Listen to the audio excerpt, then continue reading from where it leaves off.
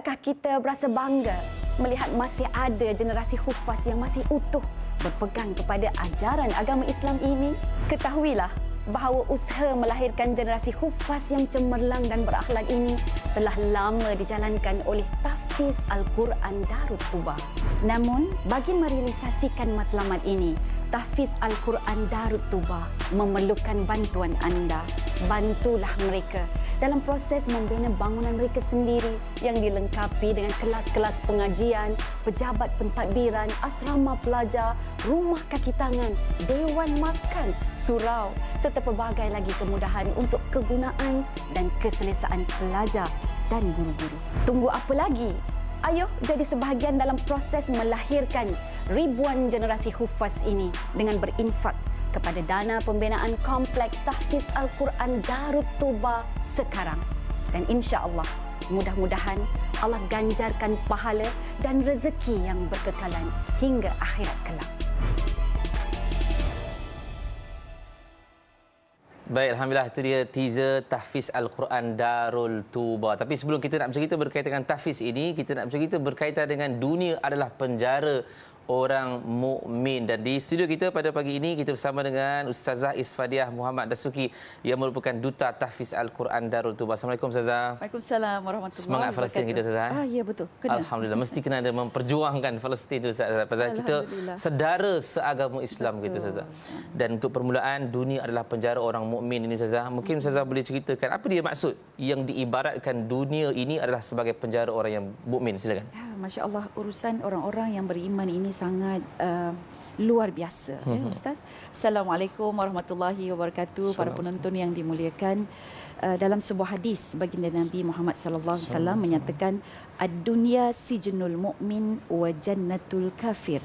Maksudnya dunia ini keseluruhannya adalah penjara bagi orang-orang yang beriman dan dia ibarat syurga bagi orang-orang yang kafir ataupun orang yang ingkar. Jadi di sini kita perlu memahami daripada sudut beberapa aspek lah, dua aspek yang paling penting. Orang yang beriman ini, apa juga urusan yang dia dapat, kehidupan yang dia perolehi, sama ada dalam bentuk kekayaan ataupun kemiskinan, dia tetap penjara. Tetap penjara bagi orang yang beriman. Maksudnya orang beriman layak untuk mendapat kehebatan, keindahan, kekayaan, kebahagiaan yang lebih lagi. Tapi di syurga, di akhirat nanti. Manakala orang-orang yang kafir ini, walaupun kita nampak contohnya, dia miskin, dia melarat. Tapi di dunia, itulah syurga bagi dia. Di akhirat nanti lebih teruk daripada apa yang dia dapat. Jadi sebab tu kita kena dapatkan satu tiket. Tiket inilah yang akan membuatkan kita bahagia di akhirat nanti. Tiket itu bernama keimanan. Kita mengucap syahadah, kita mempunyai falsafah dan prinsip hidup yang jelas. Kemudian apa yang kita terima, Allah amanahkan kita dalam bentuk harta dan sebagainya. Kita menggunakan ikut apa yang Allah suruh, bukan ikut apa yang kita mahu. Jadi itu adalah perjuangan, dan perjuangan ni perit Ustaz. Perjuangan ni agak perit sebab kita tak boleh nak buat ikut suka hati kita. Jadi sebab itulah di dunia ini kita dianggap sebagai dalam penjara. Kena ikut disiplin, ikut peraturan, kena jaga diri, jaga nafsu, tak boleh buat sesuka hati. Berbanding dengan orang-orang yang kafir tu tadi, dekat dunia dia buat sesuka hati, ibarat macam syurga lah. Ada syurga bagi dia. Tapi di akhirat nanti dia akan menerima padah yang amat teruk, menakutkan. Maknanya kesimpulannya kena bersabarlah dengan apa yang ada di atas muka bumi ni Ustazah. Kerana dia punya ganjarannya adalah dalam syurga. Mungkin Ustazah boleh cerita tadi, sebab cerita berkaitan dengan syurga nanti akan dapat lebih banyak ganjaran dia. Apa dia amalan-amalan yang mungkin boleh kita lakukan untuk mendapat ganjaran dan tempat di dalam syurga besok Ustazah? Silakan. Ya, saya suka nak menyentuh 8 pintu syurga Ustaz. 8 pintu syurga ini ada disebut 4-nya jelas daripada hadis tuan-puan. 4 yang lain dihuraikan oleh para ulama dengan rujukan daripada Al-Quran. Jadi yang pertama, pintu jihad. Jadi itu yang kita pun berpakai mafla ni Ustaz, sebab kita nak tunjukkan solidariti kita. Kita bersama-sama dengan sahabat-sahabat kita untuk turut jihad nak membebaskan bumi Palestin itu. Kerana bumi Palestin ini adalah bumi para anbiya dan orang Islam lah yang paling layak untuk mentadbir dan mengurus. Sebab kalau dia orang tidak tadbir dan urus, dia bagi pada orang-orang Yahudi. Yahudi dia ngap ikut suka hati dia, apa yang dia buat macam sekarang lah. Itu pintu jihad. Yang kedua adalah pintu syahid, ya, pintu jihad itu pintu syahid. Kemudian yang kedua adalah pintu solat. Yang ketiga pintu puasa, pintu ar-rayyan itu pintu puasa, pintu haji dan umrah, pintu bersedekah, pintu zakat, pintu aiman. Pintu aiman ini maksudnya dia masuk dalam syurga tanpa dihisap.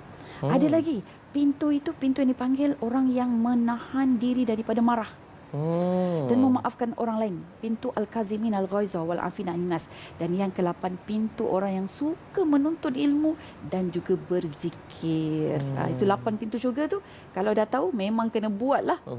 Jadi kita boleh masuk ke mana-mana pintu yang Allah berkenan, ya, untuk memberi. Kalau tengok tadi macam payah nak dapat masuk. Tapi mungkin ada satu pintu yang Ustazah boleh kongsikan kita. Salah satu pintu adalah pintu sedekah, Ustazah. Sebab kita orang Malaysia ni banyak bersedekah. So mungkin Ustazah boleh kongsikan satu peluang untuk penonton-penonton kita ini bersedekah pada pagi ini, Ustazah. Silakan. Kita sebagai orang yang beriman kan, kita tahu bahawa kita hidup dekat dunia ini sementara. Jadi bila kita bersedekah, kadang-kadang kita bagi RM1, RM5 tu pada sahabat kita yang mungkin kelaparan, dia akan makan waktu tu selesai. Selesai dah. Tapi ada lagi tempat sedekah ini, penerima sedekah yang manfaatnya itu tidak habis. Jadi antaranya adalah kalau kita sebut sekolah. Sebab sekolah ini manfaatnya cukup banyak, tuan-puan. Nombor 1, manfaat daripada anak-anak yang mendoakan kita yang menderma itu. Kemudian yang kedua, anak-anak yang bila dia belajar, kemudian dia beramal dengan ilmu tersebut, guru-guru yang mengajar, setiap satu itu bila dia mengajar kelas itu sebut aja bismillahirrahmanirrahim, kita akan dapat pahalanya. Dan kemudian apabila mereka beramal pula dengan ilmu tersebut, kita dapat lagi pahalanya.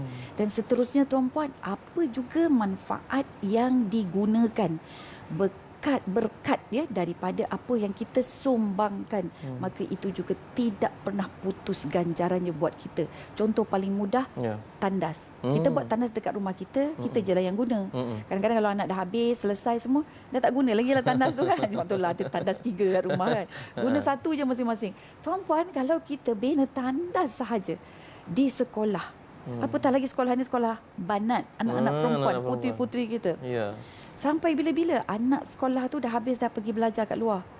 Ganti pula dengan batch lain, generasi lain.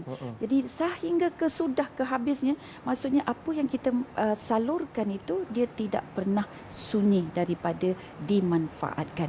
Jadi untuk itu, tuan-puan, seandainya kita berinfak, yang kalau saya sebagai duta kompleks Tahfiz Al-Quran Darut Tuba ini, kita berinfak di sini katalah RM10, tapi masya-Allah anak soleh kita dapat, ilmun yuntafa'u bihi kita dapat, kemudian amal jariah kita juga dapat.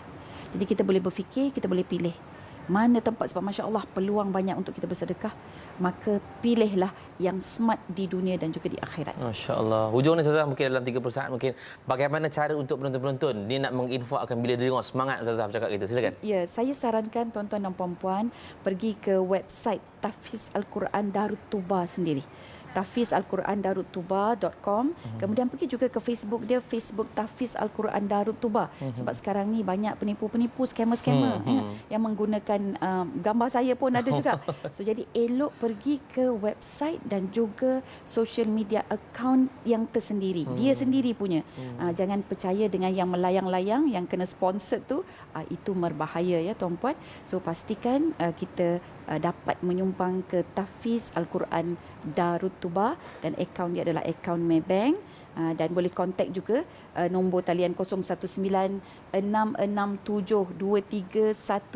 Ini Haji Muhammad Arifi, mudir Tahfiz Al-Quran Darut Tuba itu sendiri. Masya-Allah. Jadi ayuh kita sama-sama menginfakkan harta kita, mudah-mudahan dapat membina kompleks Tahfiz Al-Quran Darut Tuba dan boleh membina masyarakat yang mengamalkan ajaran-ajaran Islam. Terima kasih kita ucapkan kepada Ustazah Isfadiah Muhammad Dasuki yang merupakan duta Tahfiz Al-Quran Darut Tuba. Terima kasih banyak, Ustazah. InsyaAllah jumpa lagi nanti. Dan kepada anda, jangan ke mana-mana, kita nak berhenti rehat sekali lagi, terus setia bersama dengan kami dalam Assalamualaikum. Tidakkah kita berasa bangga melihat masih ada generasi hufaz yang masih utuh berpegang kepada ajaran agama Islam ini? Ketahuilah bahawa usaha melahirkan generasi hufaz yang cemerlang dan berakhlak ini telah lama dijalankan oleh Tahfiz Al-Quran Darut Tuba. Namun, bagi merealisasikan matlamat ini, Tahfiz Al-Quran Darut Tuba memerlukan bantuan anda. Bantulah mereka dalam proses membina bangunan mereka sendiri yang dilengkapi dengan kelas-kelas pengajian, pejabat pentadbiran, asrama pelajar, rumah kaki tangan, dewan makan, surau serta pelbagai lagi kemudahan untuk kegunaan dan keselesaan pelajar dan guru-guru. Tunggu apa lagi? Ayuh jadi sebahagian dalam proses melahirkan ribuan generasi hufaz ini dengan berinfak kepada dana pembinaan kompleks Tahfiz Al-Quran Darut Tuba sekarang. Dan insya-Allah, mudah-mudahan Allah ganjarkan pahala dan rezeki yang berkekalan hingga akhirat kelak.